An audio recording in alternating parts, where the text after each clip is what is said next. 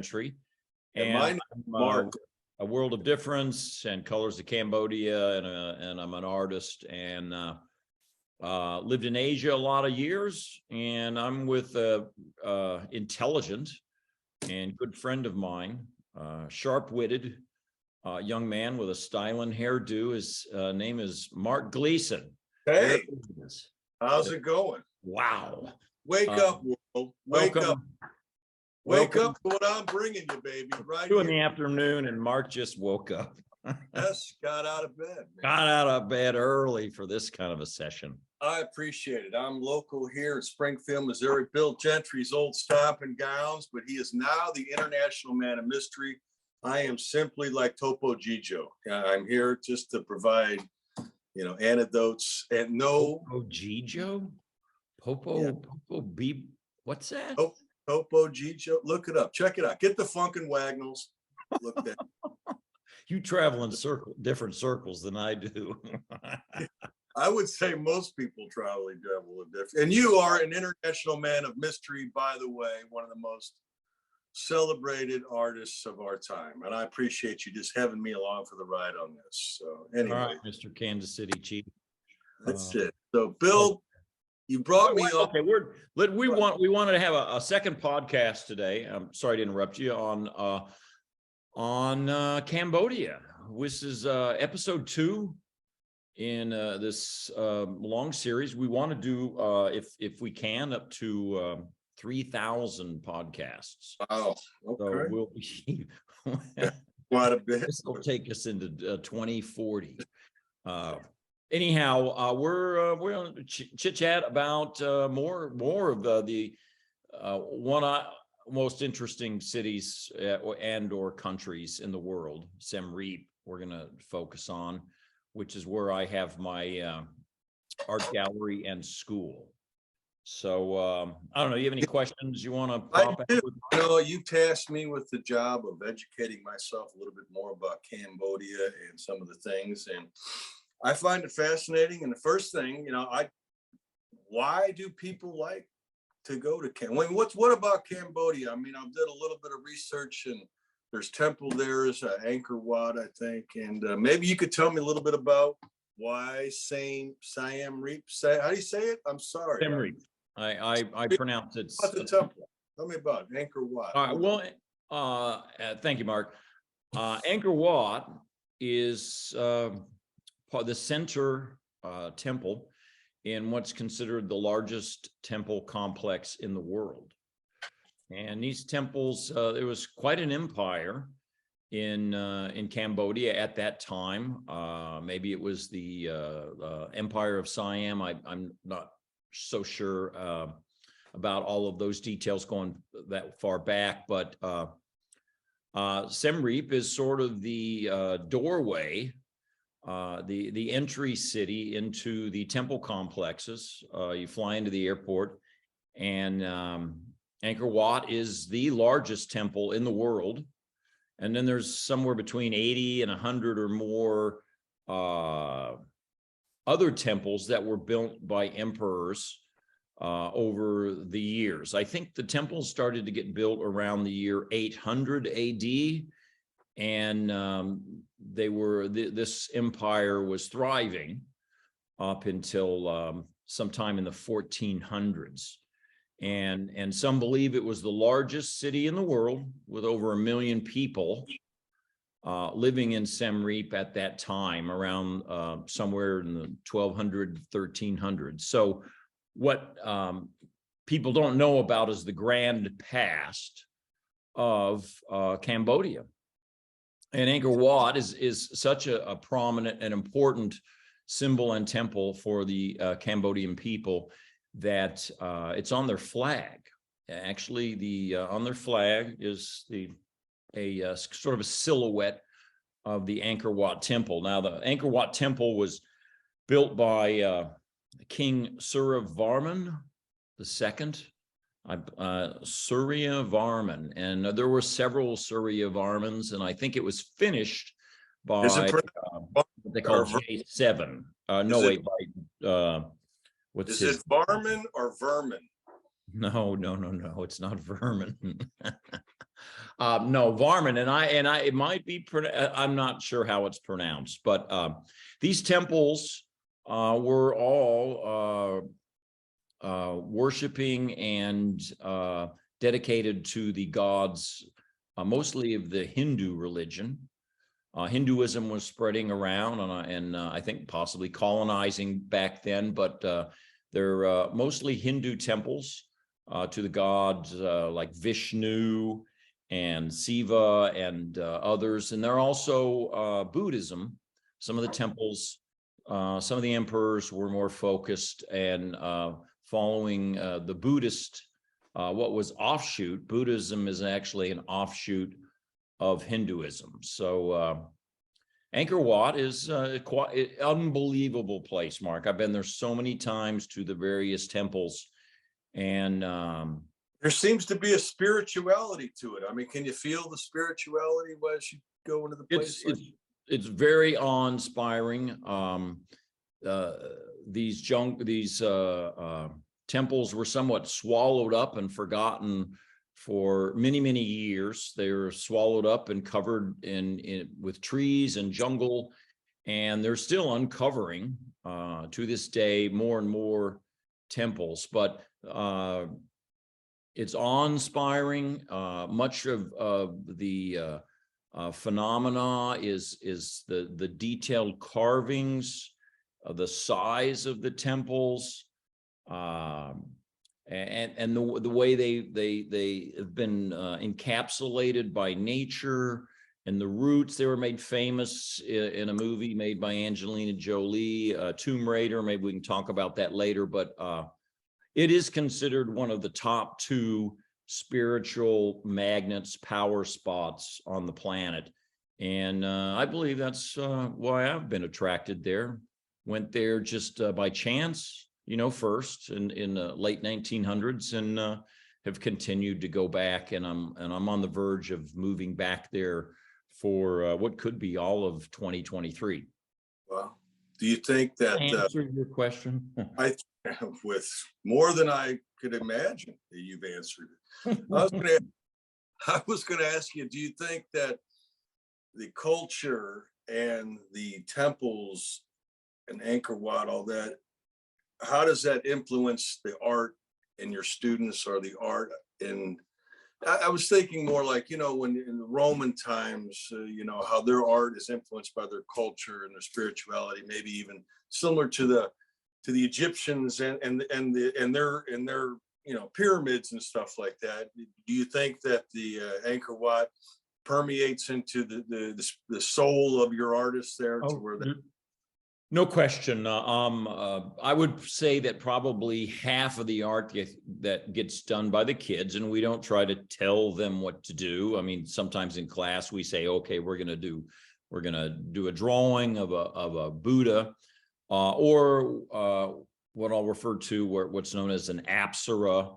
a heavenly dancer, heavenly goddess. There's all over the temples, there's carvings of these apsaras, which were somewhat prevalent as dancers throughout Southeast Asia. But we would go out to the temples, we still do, and we do drawings of the relief sculptures or of the temples themselves. But it's very much a part of the focus and the love of everybody in the country. All the Cambodians, they're very proud of, and I've myself done many drawings and paintings of the temples and the carvings, mostly myself, that are on the temples. They're Angkor Wat, they say, Mark, there are so many stone carvings on the temples which tell religious stories, and they tell history of the empire. There's so many carvings with great detail that they say it took 30,000 artists 30 years to do just the relief carvings on Angkor Wat, which is just one of 100 or more temples. Wow, that's incredible. That really is. It's considered one of the, I think, 7 wonders of the world. So Wow. You better get yourself on over there, Mark. I'm thinking about leaving I might leave the night, for God's sakes. There are direct flights, I think, from Springfield to Siem Reap. Do they have a landing field there? Now, you know what's amazing to me, though, is as beautiful as that place sounds, and it does. It sounds magical, mystical. You know, a lot of these places, you know, they become abandoned because of civil war and upheaval in these countries. And I know that Cambodia has been at the center of a lot of atrocities and you know, especially even lately in the news with Princess Diana and the landmines. Do you still encounter landmines, or do you still, I mean, because again, the beauty is also tempered with the beast, and the beast is some of the past and the history that is violent. And I know these people are trying to overcome that, but you know, there's been a lot of help with Princess Diana and the attention paid towards these landmines. You want to expand upon that? Sure. You know, you and I, you in particular, being much older than me, you remember these days. I do. Listen, I used to plan. You remember hearing about the genocide that took place in Cambodia in the late 70s after the Vietnam War. The Western forces, the American forces, left Vietnam, Cambodia. The communist regime came in.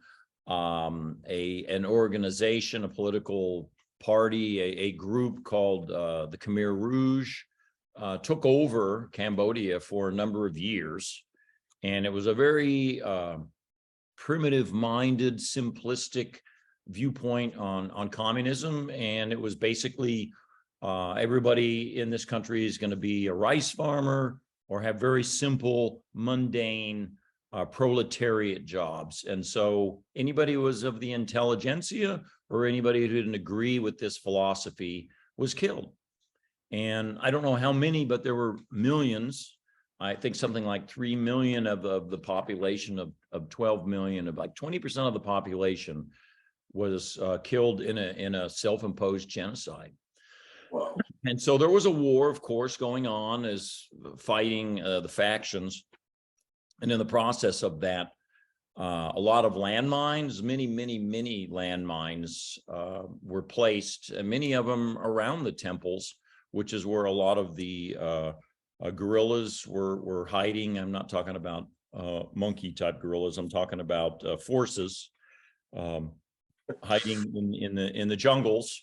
So there was, as I first started coming into Siem Reap, a lot of landmine victims were, you know, let's say on crutches, sometimes on little carts with wheels. They've got no legs left. They're, you know, propelling themselves along the streets, not necessarily begging for money from the tourists, but selling books, tourist books, T-shirts, whatever. So the landmine situation was quite horrible and very prominent.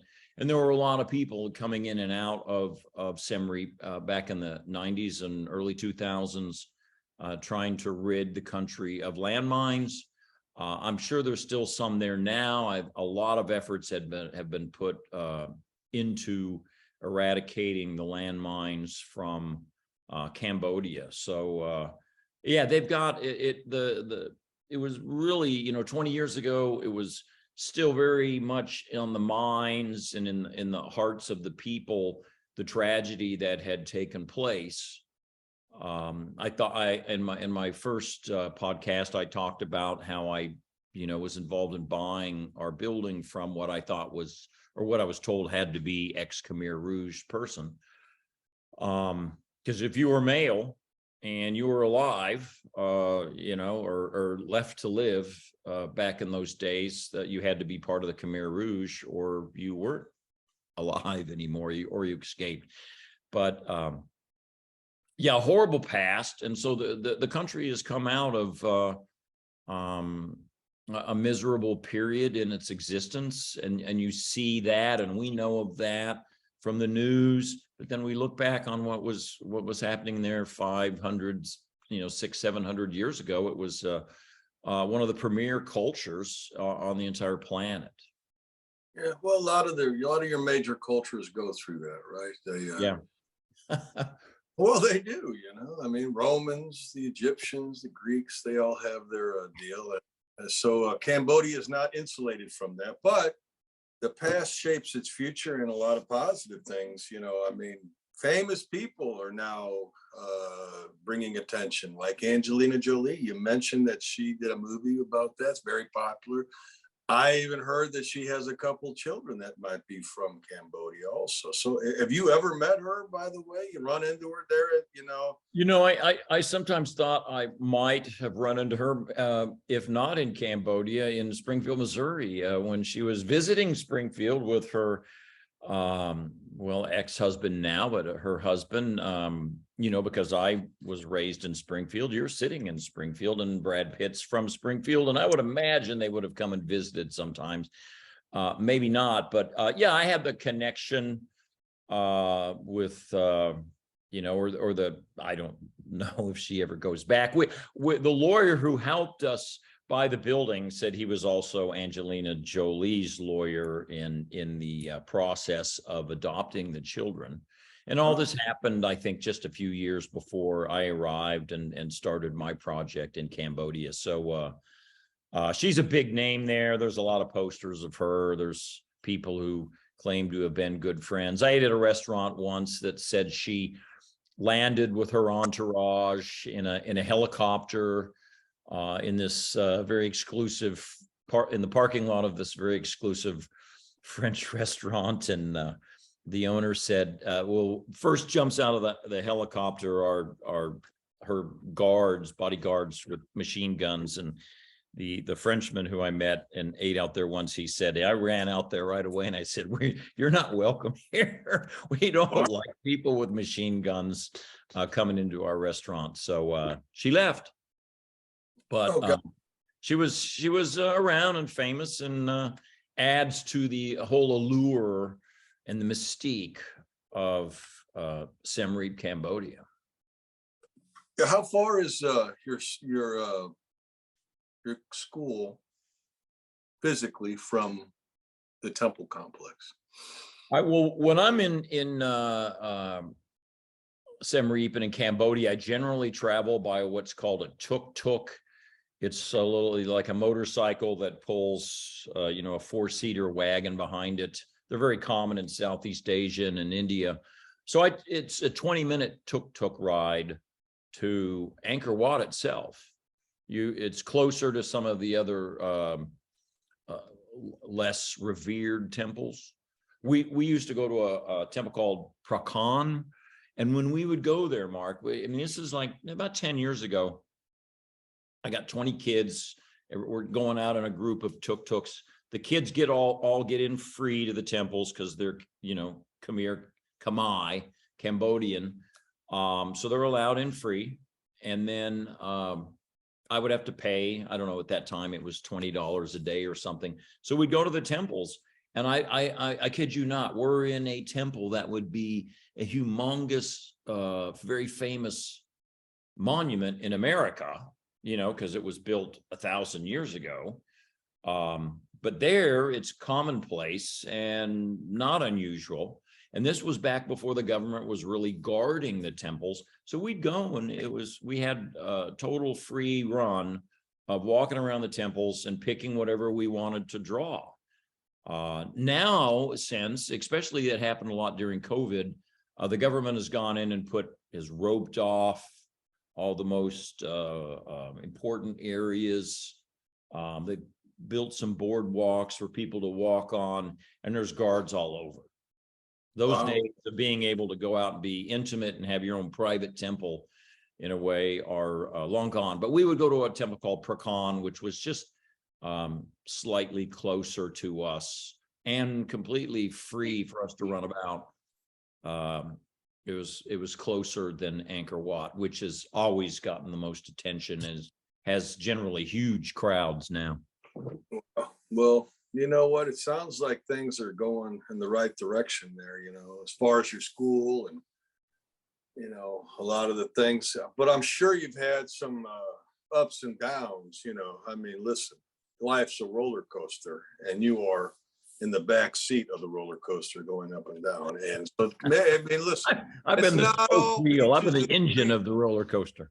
It's not all guavas and mangoes there. I'm sure that there's been some ups and downs, and maybe you could tell me, Dragon fruit and yeah, durians. fruit. You ever had a And durian, Mark? You ever had eaten durian?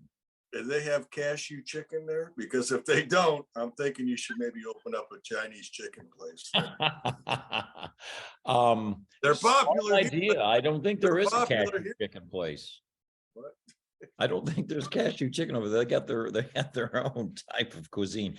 The food in Siem Reap is reason enough to go to visit because Cambodia was part of the French colonies, I guess Indochina colonies for I don't know how long, but there's been some amazing fusion of the curries and the local dishes with some of the French techniques and some French dishes. And so the food there is fantastic. Is it on a serious note, I love Thai food.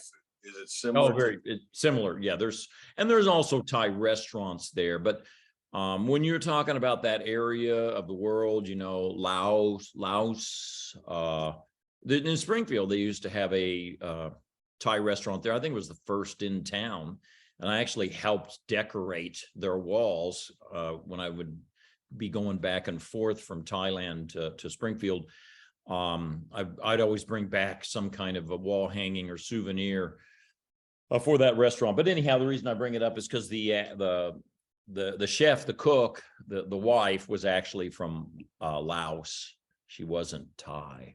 Little known secret. But there's been a lot of strange ups and downs for the gallery.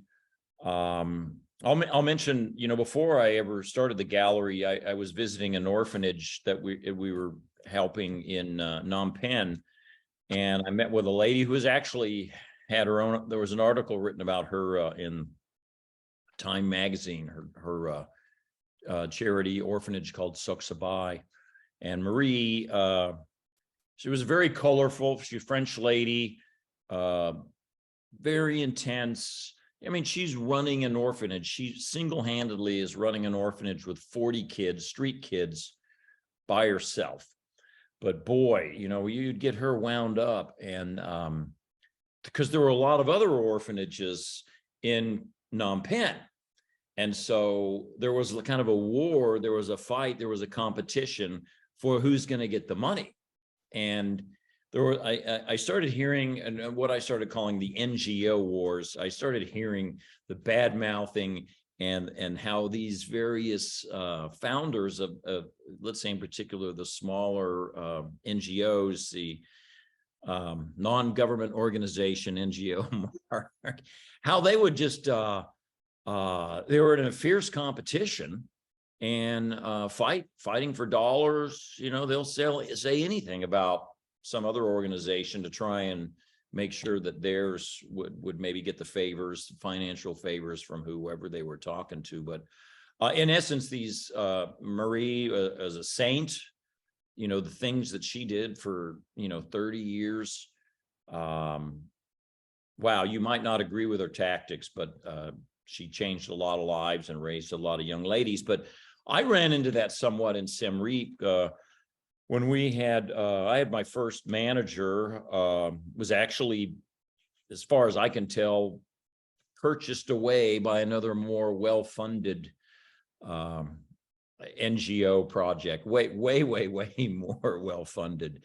But yeah, there's and the dealing with the different cultures and how I learned so much over the years dealing with the Khmer culture and other cultures in Asia, because they don't slice the bread the same way the Westerners do, the Americans.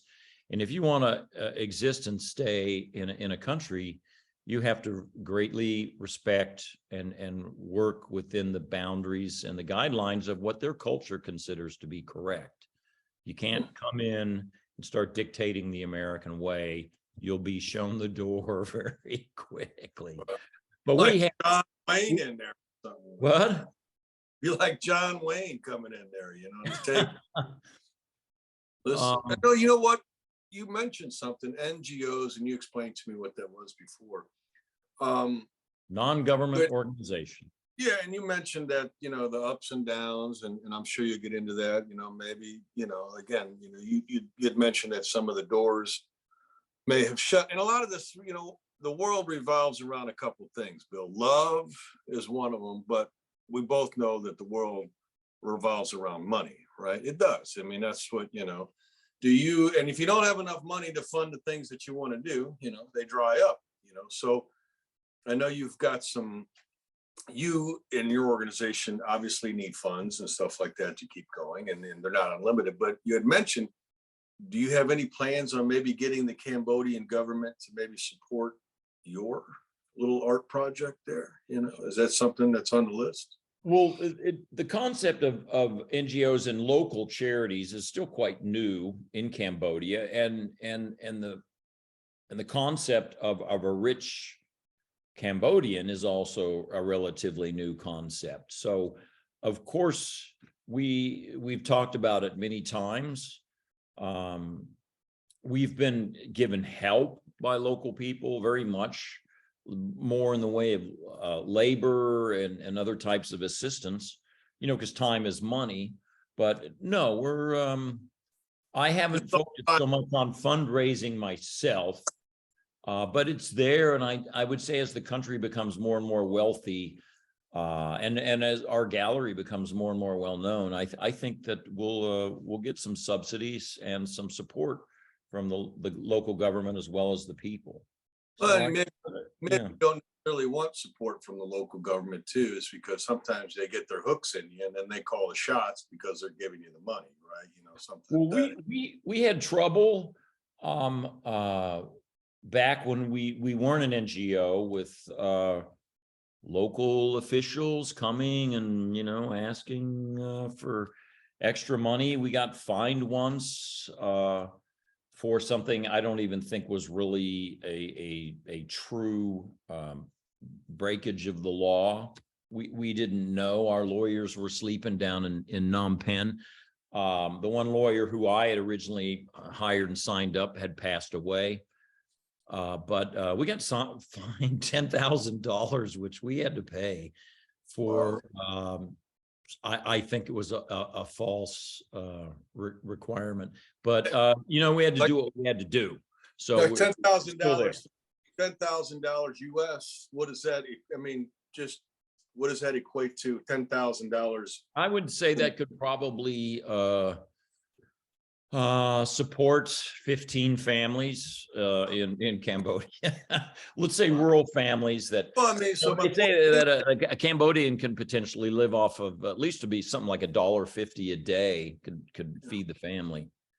Wow, what do they eat for $1.50?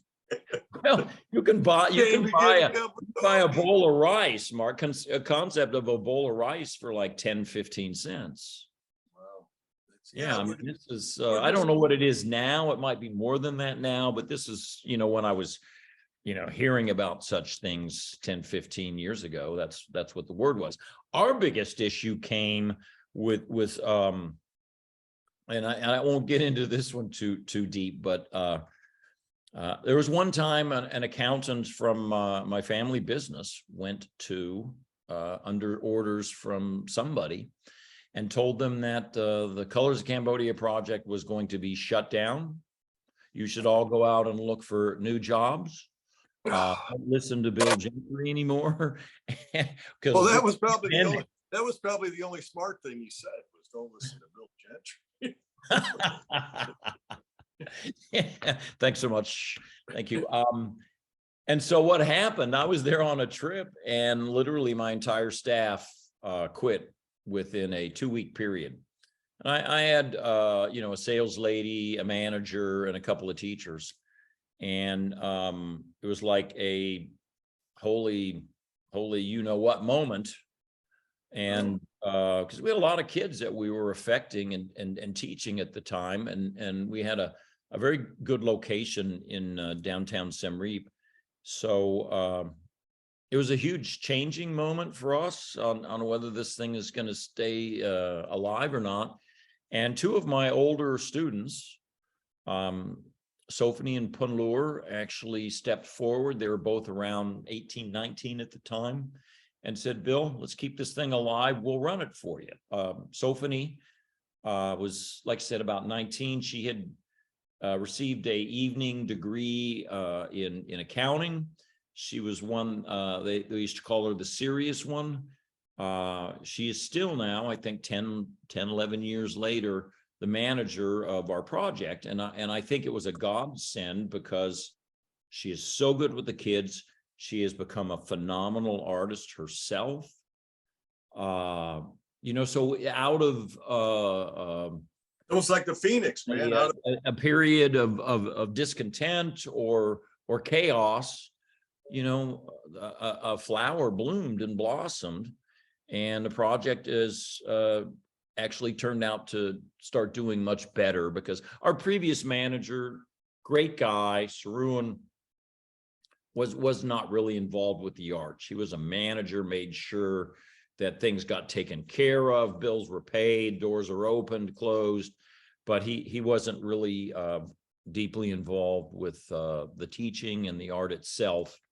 So Sophie saved, Sophie herself. Punlur has moved on and set up his own gallery with his wife, and is very successful, does a lot of shows in Phnom Penh now. But we came out of that adversity better than ever, Mark. Thank you so much.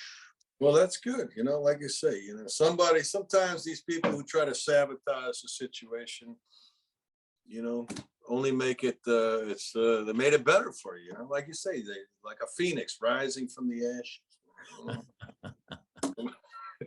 Coming out there. But so the kid, you know what? But we've said this before. It's all about the kids, right? I mean, that's at the end of the day.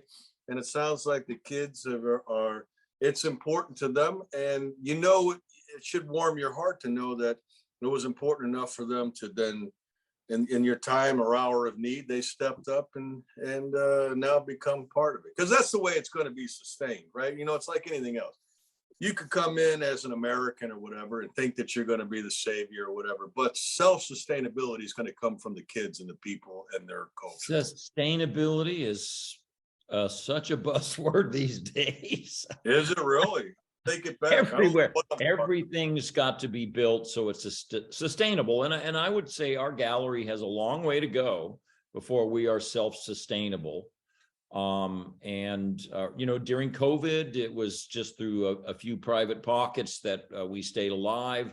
We're starting to sell art again, and we can have art shows in the future. That's where we used to make about 50% of our income to sustain the Colors of Cambodia. So sustainability, yeah, very important. And I think we are, you know, I think I might have mentioned that I intend to spend much of next year in Siem Reap to help the project. But I tell you what, one of the main things I need to be very aware of is that I don't need to insert myself too much because it's running well by itself right now. You know, I just go in, help here and there, and then I'll, you know, sip on some lemonades by the pool. And call that a good work ethic. So in the Confucius says the best manager is the one who looks like he's doing nothing. Wow, Jesus! Because he's got his staff running around happily doing the needful. Not 30 years. I must be a pretty good manager there. Yeah, I particularly brought that one up for your benefit, Mark. I'm telling you all about these things here. So, you know, this whole thing's amazing to me. You know, another thing I'll mention about, you know, not so much particularly Punlur, but we've had what we call the rock star students. These kids come in and they're just so talented. You know, by the age of 14 or so, they're just doing, you know, high level, refined art. And as I've said, there's just so much innate talent there. And then you take the most talented of this talented pool, and they just start creating wonderful art at a very young age. Are And most cities built? they start to become rock stars, and they get treated like you know, rock stars amongst their peers. So the next thing you know, they're alcohol, they can afford alcohol. These kids are selling $50 worth of art a day sometimes. And that might not sound like much, but that's a month's salary for dad.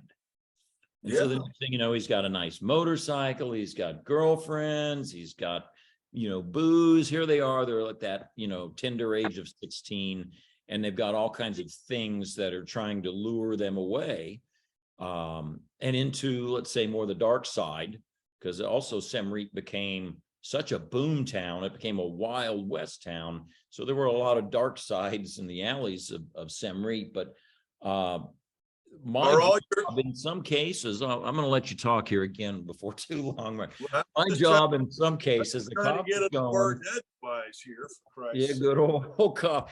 Are all your kids from Siem Reap? Meaning that, you know, as your gallery becomes known, you know, maybe you're bringing in kids from, you know, Phnom Penh or Laos, or, you know. We have truckloads, bus loads, boat loads. We just bring them. They come in. Oh, they're all sneaking they're over all the within border. about an hour bike ride, let's just say, from the city itself. So let me finish that last concept that I had going, which is some of the toughest let's say lessons I tried to teach, and I think I've been successful, was, you know, the life lessons of how, you know, do you want to stop in your progress as an artist at making $50 paintings or pictures or drawings? What about the chance of doing a $5,000 painting? You've got the talent, but you've got to stay focused and not get steered away, lured away by some of these things that you know exist in life that can take you off your course. So I've had that conversation with a number of the rock stars. You're like a coach. You're like a coach, man. It's, you know, your life coach. Believe it or not, I feel like I have I've been that, or tried to be a good one. Well, you know, I mean, the art, you know, you talk about, I mean, at the end of the day, what you're promoting here is art, right? And art is a means to allow these people to, you know, explore themselves and to create beautiful, oh my God. Earthquake. It attacked me. Springfield got an earthquake. Hey, why you saw it attack me, didn't you? I'm afraid my paintings in the background are going to start falling.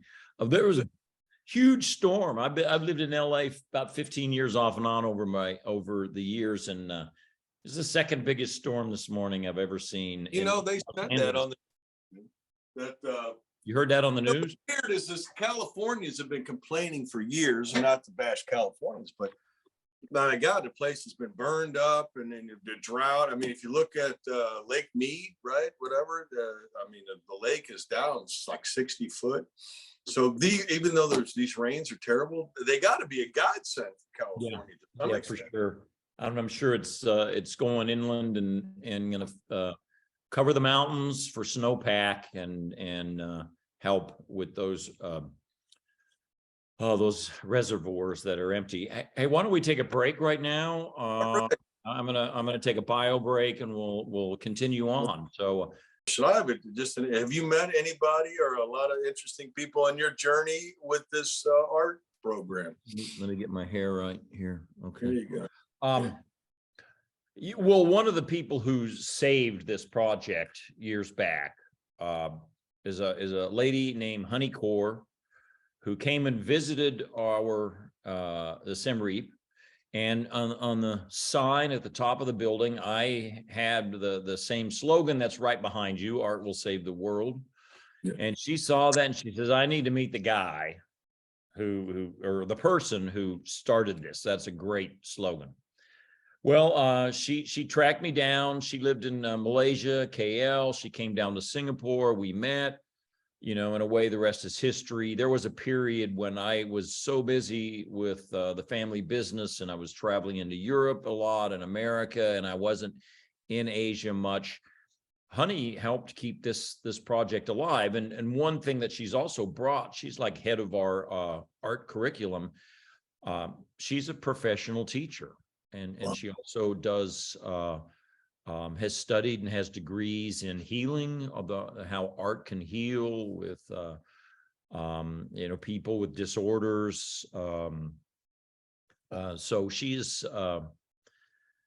she came and really was phenomenal with the kids. She came a lot. She brought groups. She did fundraisers. She's still. Yeah, she's still involved. She's got some of her own projects going on. I think she closed or lessened much the size of her school in Kuala Lumpur. But she's very busy, always studying. She gets degrees. She's getting another art degree out of Europe right now. Do you plan on seeing her when you go back? Phenomenal lady, a godsend and a saint. Do you plan on seeing her when you go back? I know you're on your way out the door here in the next couple of weeks back to. I hope to. I'm trying to get her to come. She's busy with school, but she goes a lot on her own. She's not just there when I'm there. But she's busy with school, and also Malaysia's still somewhat locked down with COVID, and there's no direct flights from Malaysia to Cambodia right now. So she'll get there. We'll meet again soon, but she's involved. And yeah. And there was another lady, Julia Ha. She came and she worked at the gallery for years. Fantastic artist herself. And she introduced me one night to a world famous saxophone player, the real deal. He used to play saxophone for Frank Sinatra. And this is like 2 o'clock in the morning, and the art show is finally over, and we've closed the doors, and we've cleaned up the broken champagne glasses and all this kind of stuff. A successful show. Well, it turns out this phenomenal sax player, Scotty, was a psychic, and he wanted to do a psychic reading of me. And here it is. It's 2:30 in the morning, and it goes on for like 2 hours, and he's still in Siem Reap, and he's a good friend of mine. And if I'm lucky, I'll start a band with him. He's been ill, but but because of his illness, I think it was a type of cancer. He said he was given sort of like enlightened capabilities, heightened perceptions of the universe. And I've heard this from others before. You go through some kind of a trauma, you're living in a trauma, and your senses become so much more acute.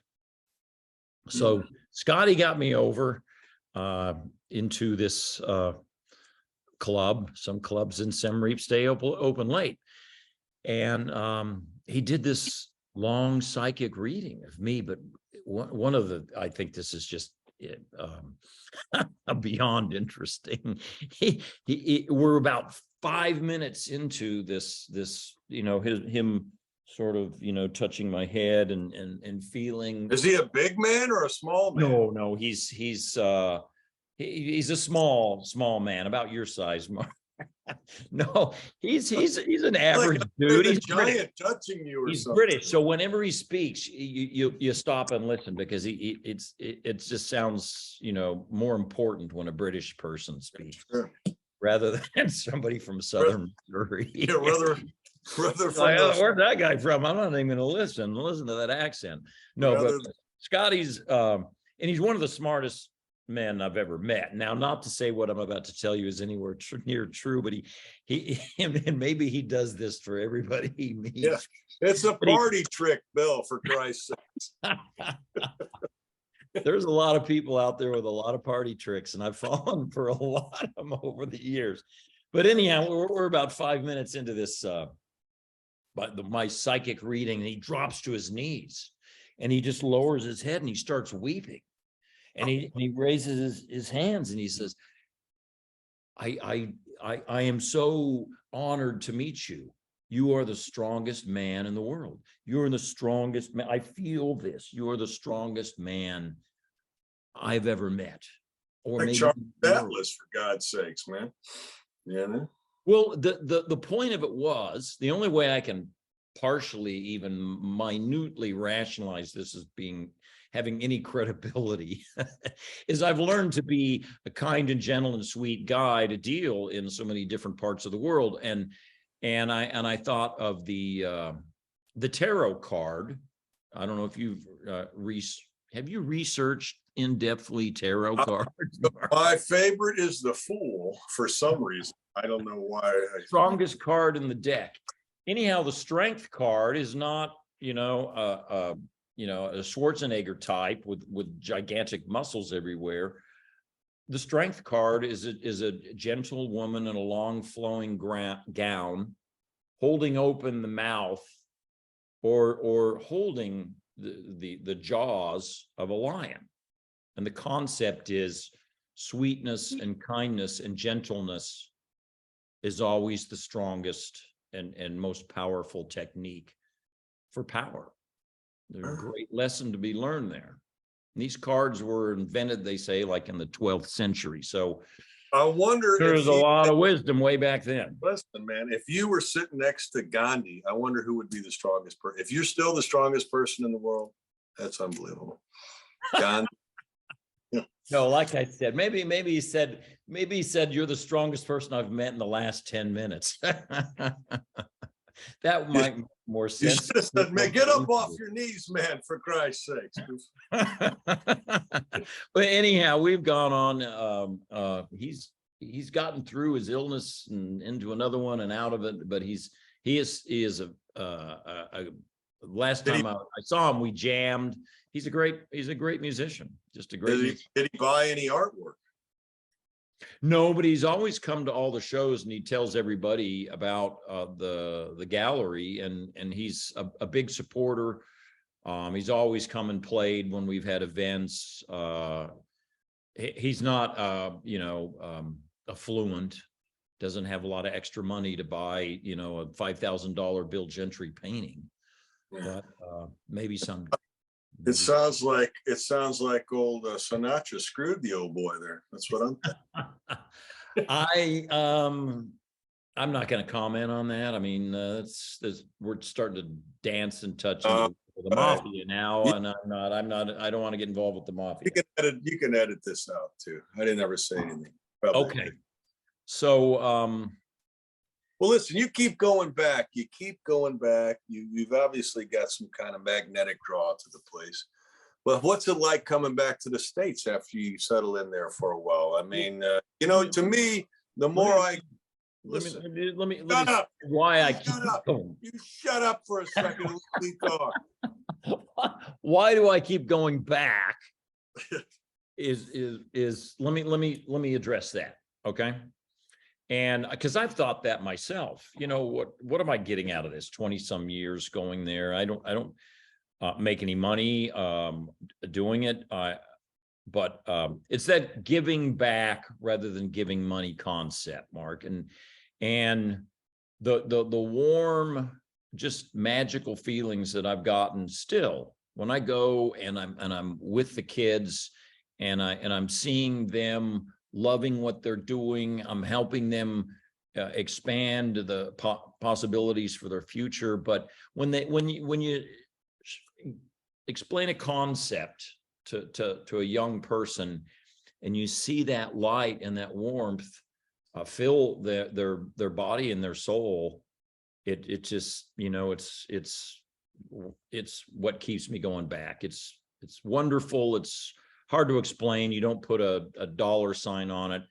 It's the magic of humanity and youth and the whole process of teaching and learning. So that's why I keep going back, Mark. Now you can interrupt me, please. No, it sounds like it's a place that's inviting you back too. You know what I mean? And it's an inviting place, period. Yeah, it sounds like it's welcomed you. And the more that we speak, and the more I feel like you almost have a part of you that, like they say, you're like a brother from another mother. It's almost like this Asian, I don't want to say Cambodia, because Cambodia is just one of the areas that you've traveled, but your culture, you've become more, what's the culture I'm looking at? It's I would say Asian. It's not Asian, right? Is it Asian, or what is it? I think I just, without even knowing it, have become very Asian, Oriental, Eastern in my philosophies and thinking, and things that worked over there, let's just say, in communicating and relating with people. They don't seem to be working so well for me in the States. I've had difficulty, the last couple of years living in the States, relating with people, and I'm a pretty what do you? I'm love to be around people. I'm a people person. Oh, I haven't heard that before. That's a term. People Pardon? person. That's a good term. I haven't heard that used before. You're a people person. I'm a people person, and there's some very deep, inner, subtle differences between the Asian way of seeing the world. And I've equated my my frustration back in the States as what, PTSD, post-traumatic stress disorder. And that's not just from the Asian perspective or how Asia influenced me. I was on the road every other week for 33 years. I was always planning trips, and most of the time, every other week, it was to a different country, a different culture. I learned a lot, but it also made me kind of an alien in my own country. Well, America has changed since it's like you're straddling the ocean, 1 foot in Asia, 1 foot here in America. And the America that you left is not the America that you came back to, probably. Yeah. The whole world's changed, but America has very much changed for me. But I don't want to think it's changed for the worse. I think there's a lot of positive things happening in the States, and but there's also some disturbing things going on, and it's a one of those kind of tumultuous periods, almost like we talked about what happened in Cambodia. I mean, there's nothing that severe happening here, but the crossroads. The States is at a crossroads, and do you think you think your art school would work here? I've tried setting up some, and I'm still in conversations with setting up a school in El Salvador, but America doesn't have that kind of open invitingness to some strange old dude coming in and teaching art to your kids. There's a lot of red tape, and I've done that. I taught at a YMCA down in Tucson, and a lot of time and money was spent just to get access. And then eventually I couldn't even teach the kids. I didn't have a professional art teaching degree. There's issues, and they may be all set up for a good reason, but it's made me a bit frustrated. It's not so easy to come to the States and do what I've done in Cambodia, and they continue to welcome us in Cambodia. I was, this last trip, it was so wonderful going out to the schools, and the teachers are like, come and thank me, and it's a cool experience. So I'll keep going back. I will be there much of 2023. It's calling you back. I can feel it. I can sense it even in this podcast. You have it's like the song of a siren calling you back. Except feeling my vibrations, man. Yeah, I got vibrations. Vibrations, man. A lot of vibrations. I got them. All right. Well, you keep those vibrations going. Keep them to yourself a little bit, but spread some of them. And I'll talk to you again soon. All right, mate? Hey, this is wonderful. I appreciate it. Just being involved in something like this on a serious note, I appreciate it, because listen, at the end of the day, we've said this before, and maybe this is how we should end our podcast, is that it's all about the kids, and it's all about paying it forward and about putting positive vibes out there, so that we leave this world, a better place than we got it. Amen. Amen, man. All right. Love you, Mark. Thank you. So, Have a great day.